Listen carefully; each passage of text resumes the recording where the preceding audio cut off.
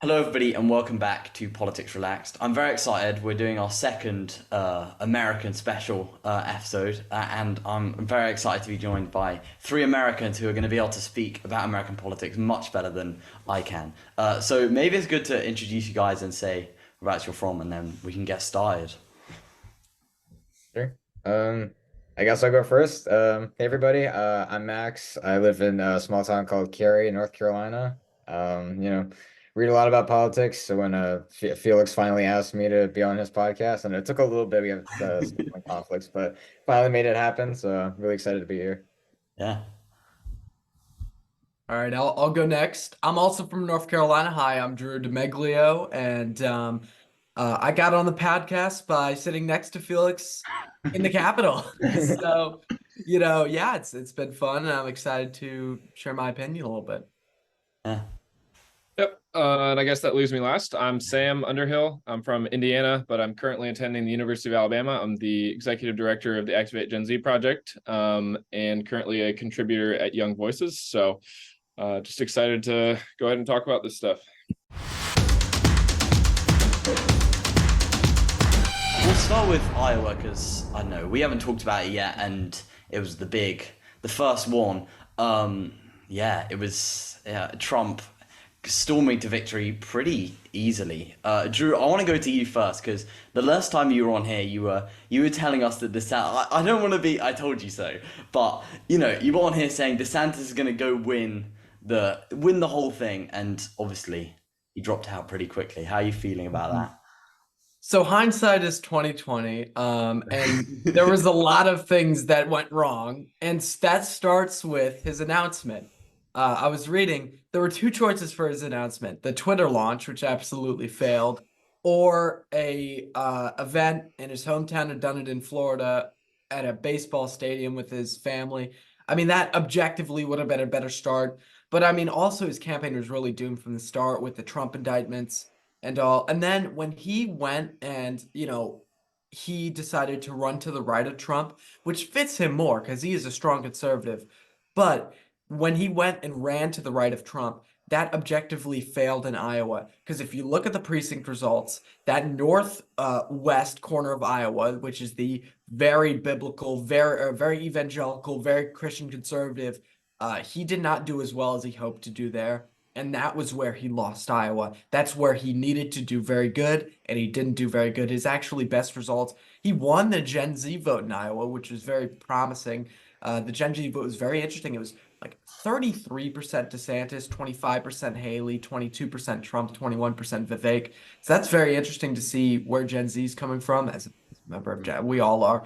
But yeah, that's my breakdown of what happened. Yeah. I would just jump in to go off of that. I would say, we talked last time about DeSantis' state of his campaign. And I don't know whether it was before we had talked last time or not, but at some point I was supposed to, just to give a personal anecdote of how, unorganized the campaign was. I was supposed to receive tickets from the campaign to go to a debate in Tuscaloosa. And I have a friend that's connected to the campaign, works on the youth advisory board, and he was like, "Oh, like I'll get you tickets." Great. Time rolls around for the debate. It's like 2 weeks before. I text the campaign guy that's supposed to be getting me the tickets. No response. And then a week later, I'm getting all these indications. My friend's like, "Hey, like people are quietly starting to resign. Like they're not actually on board anymore." And this is like well before. This is like a month before Yeah. Iowa, right? So I mean, the whole campaign was just honestly a mess. And I don't know if we can recall a campaign that was. I mean, DeSantis is bouncing back and forth between New Hampshire, South Carolina, New Hampshire, South Carolina. Not even saying he's going to go to New Hampshire. I mean, and then the final dropout when he made, of course, the last minute decision on Sunday. It's just the whole thing was a mess, and really showed it in the New Hampshire polls where he was polling at 4 or 5%. Yeah. Yeah. Let me jump in and quickly add a quick personal anecdote. So I worked with the PAC doing phone calls, never back down. So the PAC was more organized in the campaign, but when the campaign decided to lend all its, everything out to the PAC, and that was due to the campaign's heavy spending focus in the first month or so, that essentially, people have said this for a while, but essentially led to so much clash between the PAC and the campaign is laying off all these people. But from what I saw, the PAC was decently well run. I went to the South Carolina HQ. I met a lot of great people there. But yeah, I think that, and then they pledged this great ground game, but that obviously didn't show up in Iowa. So I think that a big fatal flaw was spending so much money so early. Yeah, I kind of like my big takeaway, like as soon as I saw like the whole like the like when the Iowa caucus, like first time when I saw that like, oh, Trump was leading votes, it's like that to me that wasn't necessarily surprising because like Iowa really likes Trump, but like for me what was shocking was seeing both Ramaswamy and especially DeSantis when he dropped. I didn't think they were gonna make it all the way to the main elections, but I was assuming that they were gonna stick around longer than they did, especially with DeSantis, but with him. His campaign wasn't looking great up until the caucus, and I think the Iowa caucus, and with the New Hampshire stuff, I think showed that his campaign wasn't exactly what he was envisioning. Right. And I think, I mean, for Vivek, it's probably, it was always in the playbook, right? To drop after Iowa. That was kind of the whole deal, was just, build up a little bit of momentum going in, drop, give his support to Trump, and, put him over the edge in New Hampshire was kind of the goal there. But I definitely agree that DeSantis, I did not expect him to drop before New Hampshire. Maybe he just didn't want to like go out looking like he had just, fumbled his way to 3% and, oh, this guy is just, like his campaign is never coming back from that type of thing. But definitely didn't expect him to, come off so strong after Iowa and then drop. He was talking about, Nikki Haley had mentioned that it was a 2-person race now after Iowa, even after she got third. It was an interesting comment, but it turned out to be true because, for as much as DeSantis was like, oh, like I'm still here. I mean, he was gone 2 days later. And even to go back to your point about the PAC, I saw a story the other day about a PAC operative that was on the way to New Hampshire and was contacting the NBC News, and they were like, hey, like, did you know that the campaign was shutting down today? He was like, obviously not, or I wouldn't be here. So just the whole thing was just disorganized on a whole other level. Yeah. I've seen it in a long time. It was such a mess. I mean, from the funding issues to, just his personality, I think was his, fatal flaw, because look, there were definitely funding issues from the very beginning, but this guy was polling pretty decently before he started talking. And then as soon as he opened his mouth, that's when the poll numbers started to fall. And as soon as he started doing his awkward smile, as soon as he started having to go out and do all these events, that was, I think, what really killed him. Yeah. High heels.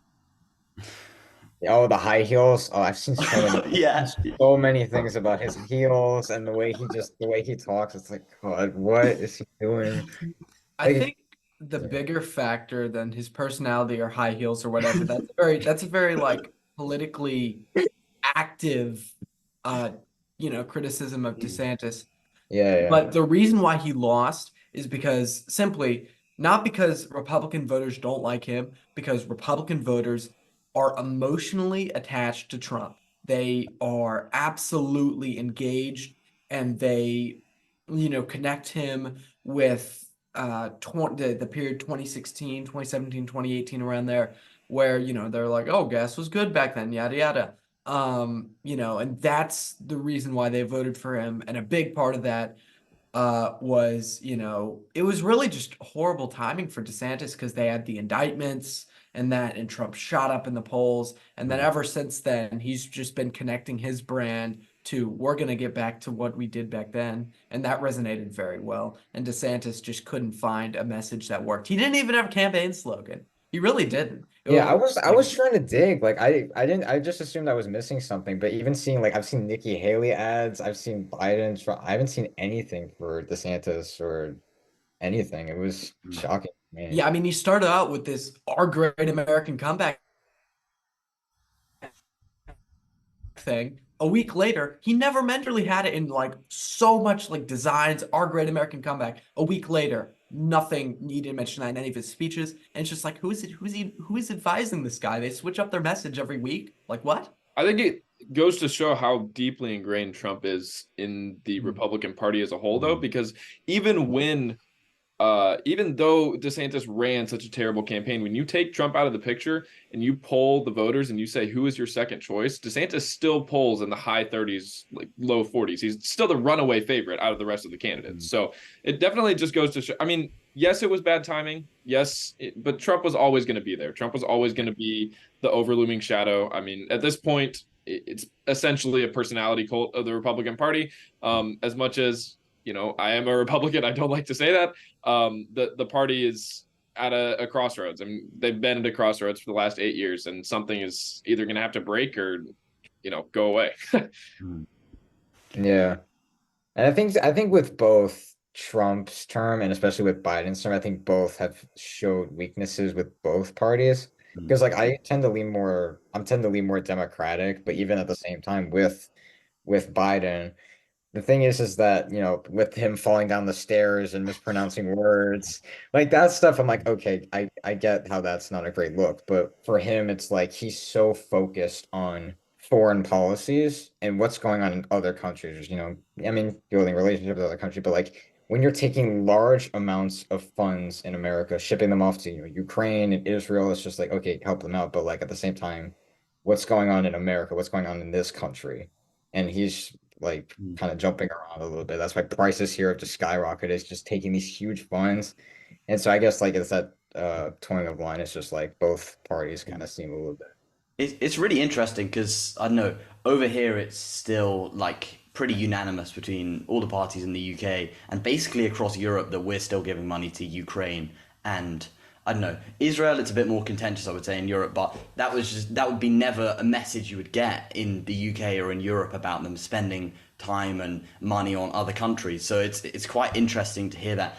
But I mean, in a way I feel slightly sorry for Biden because I think the number one issue he's got with his campaign is something he cannot control, which is his age and I don't know his gaps. I mean, you could argue he can control his gaps in some way, but I suspect if he could control them, he probably wouldn't be doing them.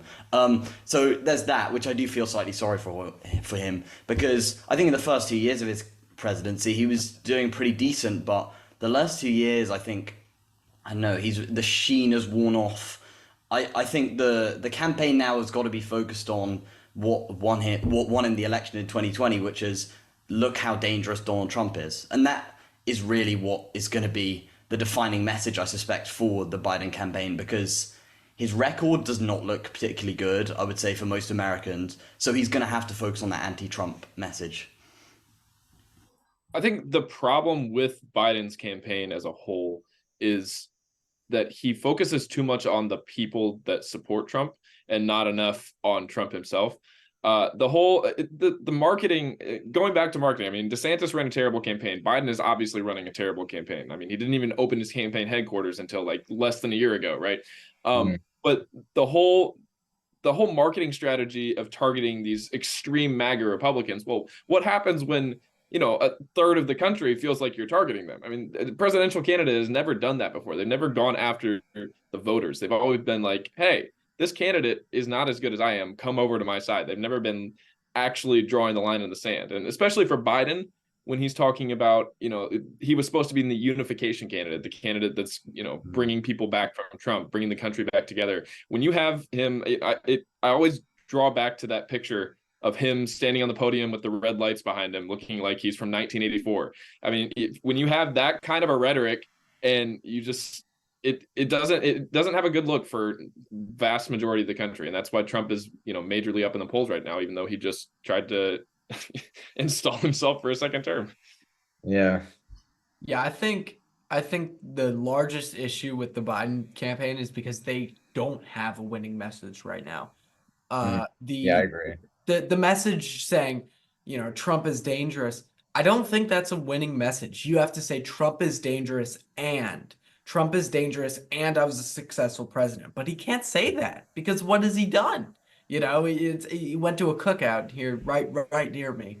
And I saw that, yeah. Yeah, it was funny because he went to a cookout in North Carolina like in 2020. In 2020, a cookout tray was $5.99. Now it's like $7.69. And in both photo shoots, you could see the menu and you could see the price difference. And it's sort of that paradigm that a lot of middle class Americans are thinking back, and they're like, yeah, I know that Trump is, he's not the best guy, yada yada, but back then, the times were a little bit better. I think that is the mindset that a lot of even some swing voters have right now. Definitely Republican voters too. Yeah, when the majority of the country is apathetic to politics and doesn't really know policy in general, it doesn't matter what's going on Capitol Hill at all. I mean, you think about all these congressional hearings, nobody watches them. Like, you put a congressional hearing on YouTube and it gets less than 100,000 views, probably across all platforms. Nobody cares about what's actually going on in government. What they care about is what's happening at home. And what Trump did was, even though he was controversial, people saw results. I mean, prior to the pandemic, people saw results in the average wage and the average the growth of the economy. And now Biden is trying to say, hey, I had these same results, but the things that he's doing to show that he had the results is saying, oh, your cookout is 20 cents less than it was last year, like failing to mention, essentially it feels like gaslighting the American population into thinking that they're in a better situation that they're in, and nobody likes to feel like they're being fooled. So that's why I think, although Trump is, a horrendous candidate in my opinion, and probably, should never be anywhere near the White House again. At this point, the other side is not much better. Yeah, and I guess even Biden's whole campaign, his literally slogan is "Build Back Better," which that in and of itself is just like building back what the previous candidate over here did, which of course being Trump. But even without even separating, like, of course Biden's whole message is, oh, look what, like, Trump's been doing all this, but it's like, what's your message? Even like every single ad I've seen for Nikki Haley, like the other Republican candidate, her ads are like just saying about like Trump and Biden. It's just like, what's your message? She's just like poking at like every other candidate. It's just like, okay, like what are you specifically doing to shape this country? So even Biden's doing that, she's doing that. It's just like, what are your plans? Like, what is your main focus on to like when you take office? I think it's really odd because you kind of I mean, not actually, but you have two basically incumbent presidents running against each other, which is really weird because they both have pretty poor records. Nobody has this great record that can stand on and say, look what I did in office, I did this, this, this, and this. Nobody has that. You have one guy who, after COVID, one, caused an insurrection, two, was left with an economic situation that didn't look particularly good, and you have Biden, who came in with this big progressive message of, we're going to pass massive climate change, we're going to have this massive climate change agenda, we're going to get the economy moving again, we're going to do all this, we're going to unite the country. And when you look back at what he's actually done, I mean, look, he's had difficult situations within Congress, but even still, his record does not look great. So you have these two people with pretty poor records going against each other, and I think it's just an indictment of both parties and how they do not have anybody else that can stand up and say, look, I could do a better job than these guys, because there isn't any clear candidate who's like, I can do a better job from either party. Yeah, kind of like I was, yeah. Oh, sorry, you can go first. Oh, I was just gonna say, like, the whole concept of neither party having a good candidate is actually like a really pressing issue now, because of the way that the Electoral College is set up. So I actually wrote an op-ed that's coming out this week, like, on this issue. But essentially, like, the Electoral College, for people that don't know, is structured so that if nobody gets over half of the amount of votes, then the tiebreak is to go to Congress and to have each one of the 50 states, get one single vote for each of their delegations, right? So in any normal scenario, with the way that populations are spread out and how Republicans have the advantage, I mean, the tiebreaker will inevitably go to Trump. But the interesting thing is, if there's a third party candidate like Robert F. Kennedy, who is currently polling around 20% with 15% undecided, and Trump and Biden polling at 30%, I mean, that's a viable campaign. If you have him knock off a few, he doesn't have a chance, and it's just going to be a Trump coronation. So, it's definitely something for Americans to think about. Obviously, as far as the Electoral College goes, it's a part of our history. It's a way that the country is structured because of the separation of the states and all that. But might be something to think about for the future. That might be a future political issue, is reforming some of the details of that. Mm. And I guess kind of like what I was saying earlier, it's just like both Trump and Biden have kind of just shown the weaknesses within the two parties. Like I haven't been or I haven't experienced like an election quite like when Trump and Biden were going at each other. So it's like, okay, well, Trump's 4 years prior to then were like obviously everybody was like the making like the orange man face memes, and then of course the January 6th attack on the Capitol riot, he was indicted twice, and so it's like, okay, this guy needs some like we need some like fresh blood. And then Biden gets elected president. I can't really name the top of like I can't really name like a big thing he's done like specifically for the country off the top of my head, besides that he takes large funds and gives them to other countries, and that the economy is not doing so great. So it's like, yeah, either one, it's like I don't really see what either one of them would do to help enhance the country, but it's just like I guess as a matter if they could both like iron things out a little bit. Yeah, Is go ahead, go. I think like as Americans, we have to ask ourselves how we found, Exactly. ourselves in this scenario. Like, imagine talking to really anyone who wasn't hard right or left, that there would be, or even most people on the left. I don't think a lot of people on the left in like 2021 would have thought Biden would have gone for a second term. They were like, okay, Gavin Newsom, maybe Kamala Harris, whatever, but I don't think they were really thinking he was going to run again. And then a lot of Republicans, except for the hard right MAGA people, a lot of just basic conservative, middle class, even rural types, were like, okay, we got to move on. Even like some of the Twitter people, like that one account, I can't remember the name. One of the accounts is like talking about Ron DeSantis, talking about Nikki Haley, all these other candidates, and then 4 years later, 3 years later, and we find ourselves in the same scenario over again. And we have to ask ourselves, how did this happen? Sam brought up an interesting point, which I don't know might be interesting to explore about third-party candidates in the race. I mean, there's obviously Robert F. Kennedy, who's made a big like impact, I would say, and then you also have the no labels kind of group that are rumored to be talking about possibly Nikki Haley or somebody like that standing. So, what is it going to be like? I wonder what we all think. I would just say, as far as current polling goes, Robert F. Kennedy is generally the only serious third-party candidate at this point. Before he became an independent campaign, No Labels was polling around the same level that he was. But when you put him into a poll with No Labels and Jill Stein from the Libertarian or Green Party, then it kind of becomes a three-person race. So Kennedy actually just came to our campus yesterday at the University of Alabama, so I got a chance to see him. But it was, he definitely, he's an interesting candidate. He definitely has a lot of conspiratorial background. Yeah. So not a great option either, in my opinion. But he is, ironically, whether it be because of the Kennedy name or just his appeal to moderate voters, he is polling at the highest favorability rating by far out of any of the candidates. He's above 50% for favorability. So that's pretty much unheard of for a national presidential candidate. So whether it transfers into votes or not, we'll see. But it definitely could be a serious challenge, like Ross Perot.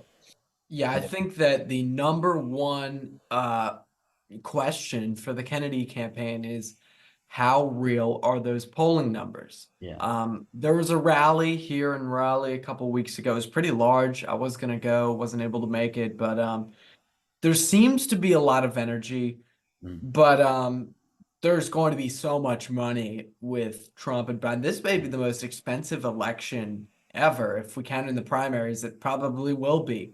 Yeah, So, and out then of thing, yeah. yeah, and then for No Labels, I think they would overshoot their current polling estimates by a little bit. maybe it depends on who their candidates are. Because really, no labels is very interesting. They've been hyped up a lot. I don't know how serious we need to take them though. It's really. I would say, sorry, just I've done a little bit more of a deep dive on no labels, gone through their socials and their interaction, and for as much as they seem to get hyped up exclusively by MSNBC, I don't know why that is, but that's basically the only major news platform that they appear on regularly.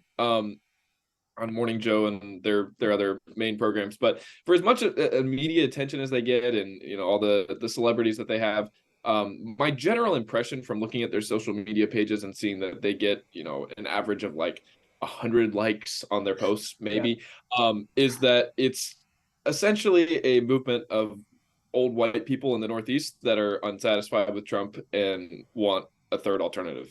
But my general guess, especially with Kennedy in the race, is that it will probably fizzle out pretty quickly. But the interesting thing to see is going to be, this is going to be a year where debates matter, right? Because last time, Trump and Biden at the debates didn't really change anything. It was kind of just a crapshoot. So, but this year, if you have a third party candidate that makes a debate stage, that could actually give some people some momentum, saying this has not happened in 20 years. Like, we could actually have a serious challenge here. So, given that there was a new poll that came out a couple days ago, I think, that said that 78% of Americans don't want Trump or Biden, there's definitely a lot of room to work there. Yeah. Who does it damage? Does it damage the Republicans or does it damage the Democrats more? Kennedy damages Democrats significantly more than just. Sorry, Drew, but I would. Obviously, I think Sam probably knows a little more than me, but I would say it damages whoever's in the lead, because whoever's in the lead, whoever's leading in the polls, I feel like that, they will get a lot of wind sucked out of them if this third party is able to shoot up. And, I don't think it's realistic to say that they'll win a state. Who knows? Maybe they could. But I think that's pretty unrealistic. But I do think that the leading candidate could get a little wind sucked out of them, if Robert F. Kennedy or whoever shoots up in the polls. Yeah, that could be an issue for whoever's leading at the time. Yeah, because then it won't become so clear as to a certain path that it might be going down, especially where it's at now. If Kennedy shoots up, that's going to immediately cause some sort of competitor for whoever's I guess whoever's leading the charge.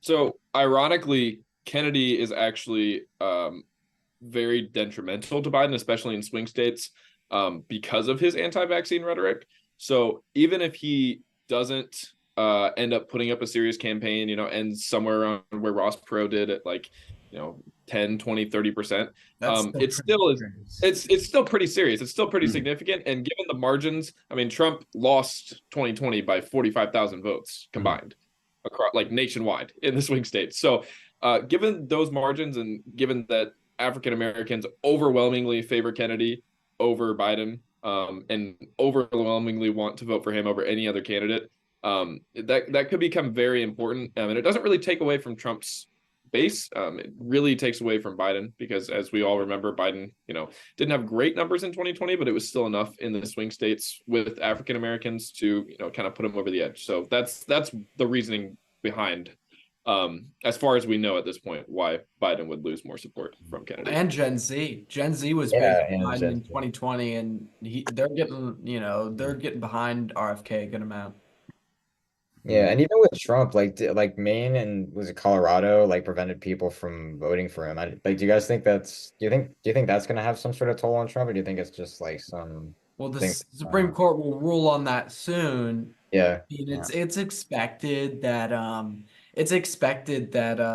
that they'll say that that's not legal for them to kick Trump off the ballot. But knowing the Supreme Court, with the Texas decision that just got handed down, that was a shock. I mean, I don't I think was, I anyone was stunned expected too. that to happen.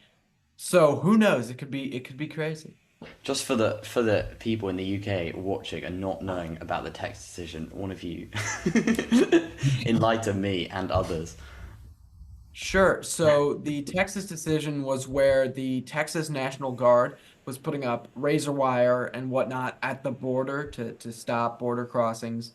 And then the Supreme Court ruled that a state can't do that. And then Texas is now continuing to do that because they don't agree with it. So that it's interesting. It could potentially be a similar situation to, again, something that actually happened on my campus, ironically. The standoff at the University of Alabama with Dwight D. Eisenhower sending down the National Guard in 1965 to end segregation. So the dynamics between federal and state power with the supremacy clause, which for people who don't know, I'm assuming it's pretty intuitive, but basically just means that the federal government always has supremacy over states and matters that concern national affairs. But, you know, if Texas isn't going to observe the supremacy clause, yes, it was a close decision. But the last time that this happened, the Supreme Court ruled in a close decision. And then when states started to reject their decision, they ruled 9-0. You can't just reject our decisions. So it's not, I don't think it's going to be a huge issue. I think it will get resolved. But yeah, rejecting the authority of the court is not going to go over well. And I think as far as the Trump decision, it's expected to be probably unanimous, even if all the justices don't, agree on it. It's going to be pretty quick, I would assume, decision. But Maine just basically deferred to the Supreme Court, knowing that they're going to strike it down. So I think it's pretty much an open and shut case. Might give Trump a momentum boost, but we'll see.